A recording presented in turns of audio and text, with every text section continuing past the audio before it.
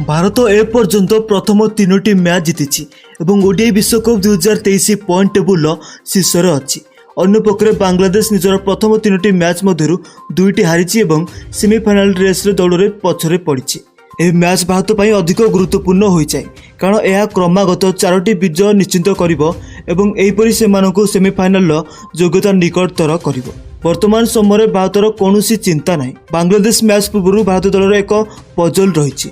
वास्तव में रविचंद्रन अश्विनी मोहम्मद शामी भली शीर्ष नाम गुड़िक शेष मैच रे सुजोग पाई नथिले। दल थिबा खेलाड़ी माने बहुत प्रदर्शन करुछंती। डेंगू सुस्थ होगा पर दल को फेरुवा शुभमन गिल पुनर्बार खेलिबा निश्चित। अन्यपक्षे बांग्लादेश सहित मुकाबला करने राहुल द्रविड़ और तांकर थिंक टैंक शार्दुल ठाकुर को बाछिंट ना स्पिनर आने को निष्पत्ति नेउछंती ताहा देखिबा बाकी रहिला। यह संभव जे सिराज को मध्य विश्राम दि जाई पारे। विशेषकर साकिब अल हासन आघात पर टाइगर को पाई अवस्था अस्पष्ट रही।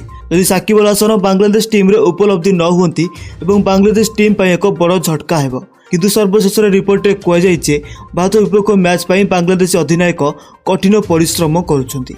ए व्यतीत गत 2टी मैच रे तांको प्रदर्शन निराशाजनक होईछि। यह देखा बाकी रहा जे सेमाने किपरि से भूल गुड़ी को संशोधन करें और पुण्य भारत को चैलेंज करें।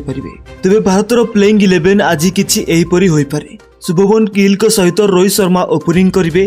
3 number Virat Kohli, 4 number Shreyas Iyer, 5 number wicket keeper batsman KL Rahul, 6 number Hardik Pandya, 7 number Ravindra Jadeja, 8 number Ravichandran Ashwini, 9 number Kuldeep Yadav, 10 number और 11 नंबर रे मोहम्मद शामी और जसप्रीत बुमराह टीम रे खेलुथिबार देखिबाकू पाइजिबे। तेबे आपनको कोन लागुची आजिर एई मैच को किए जितिबो गोटे कमेंट करी जणांतु।